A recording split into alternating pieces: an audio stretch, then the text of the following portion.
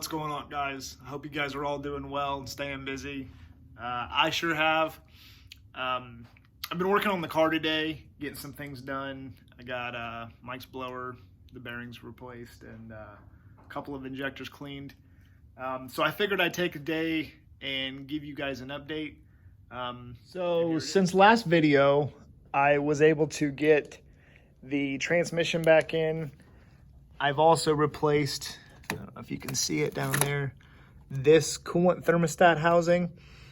I replaced that with a base model car. I didn't realize when I was trying to put in the transmission, but it was hitting the bottom of that thermostat housing, so I had to replace that. Also, while I was at it, if you can tell, there's no oil cooler provision. There's no lines on top of there. And also, coming out of the thermostat housing is no longer the line that goes to the surge tank. And what I'm going to do there is this. This is an HHR upper radiator hose style cap. And what I like about this is going to be the highest pointing in the system now. So bleeding this cooling system is going to be a breeze. You know, put the coolant funnel on here, and I think that that'll be, a real quick and painless way to fill that. Also, that makes room over there for getting rid of the surge tank and all that, which I still need to run a puke tank into here. That way it can give and take coolant as it needs. But you can see right here how I adapted this, and thanks to Mike, he put me onto these little things. And this is a coupler, kind of like heat shrink tubing. It's you just put it over there and then hit it with a heat gun, and it collapses on the hose and gives a nice tight seal. So like I said, that's going to allow me to get rid of that. I'm going to clean that up a little bit, and I'm really looking forward to that because I absolutely hate this mess all over here. I'm going to do what I can to delete things, but also while doing that, that'll get rid of this overflow hose, and then I could take this bleed port line out, and then that's going to free up some space on top of the injectors. And then when I go and do a fuel system, I'll get rid of this factory style rail and run something a little bit cleaner there also. But then I'll get a plug or something to go into the head right here for that steam pipe, because like I said, this is going to be the highest point in the system, so that's no longer going to be needed.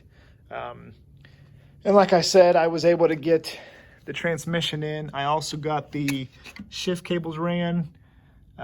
These are F23 shift cables to go along with the shifter and everything. That was not a good time, but I was able to get those in. Doing this alone is not recommended, but we're trying to do our best to stay away from everybody, so it's kind of a solo mission. But like I said, I was able to get those in.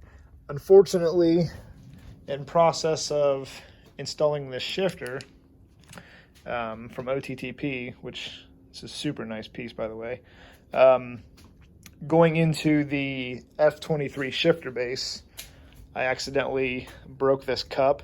I wasn't exactly excited with how sloppy it was in that cup, so I was searching around looking for something to remedy that, and there is a company that does make, there's actually a couple companies. Unfortunately, one of the ones that I really wanted to go with was in the UK, and shipping is very delayed on that, as you could expect.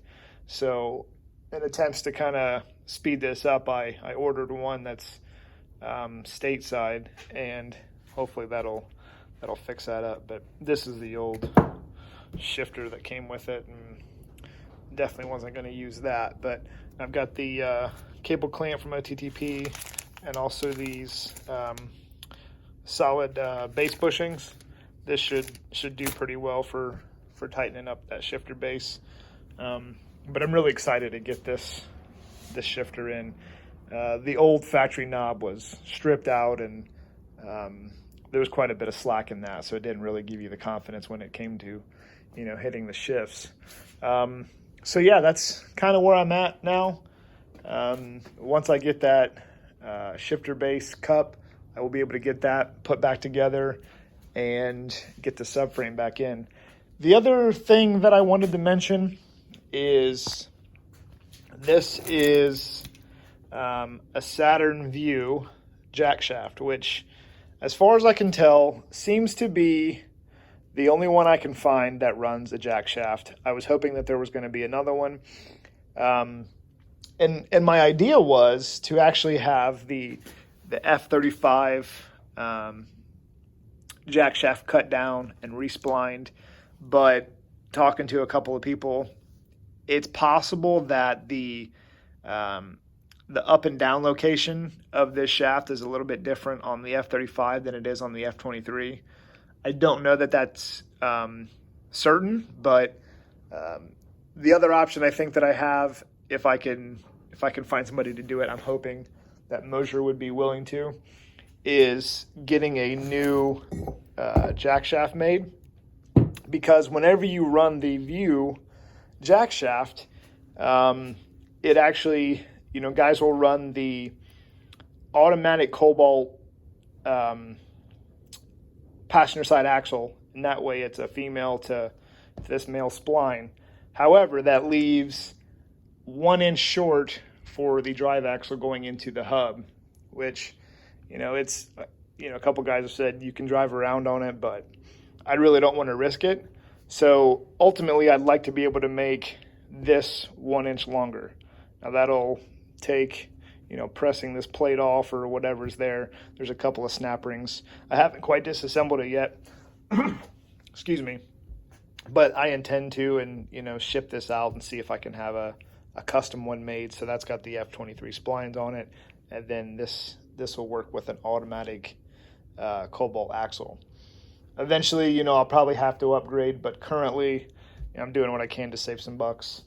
And, I will probably just run this long axle. I'm not really excited about it, but, to get this back on the road, it's probably what I'm going to have to do. I'm going to have to get the rest of the mounts in, but like I said, it's getting pretty close. Also, I wanted to show you, let me grab the light here. And as I was saying, you can tell over here, I was able to modify that, and that's a lot more solid than most of them are. And it's not just flopping around, so I feel pretty good about that. It's got the F23 collar in there. But also what I wanted to show you is this oil cooler is now gone. I will be running the sandwich plate in between the cooler and the block, and I'm going to be looping it so that way it doesn't have any kind of oil pressure problems. I've got that at Matt's house, and he's going to modify it for me, so that'll free up a little bit of room. And my whole goal about this isn't just going with the F23, but I'm really looking forward to getting rid of some of these things that just kind of clutter this bay. This evap stuff can go here pretty soon, and like I said, just doing what I can to clean it up. And if I'm at the track or whatever and I have to do a clutch or just whatever happens, I want this to be as painless as possible. Or if it's a race weekend, I can get it out as easy as possible. So that's kind of the direction I'm going with it, and I look forward to it. And that is where we're at. But again, I appreciate you guys' support, and look out for the next one.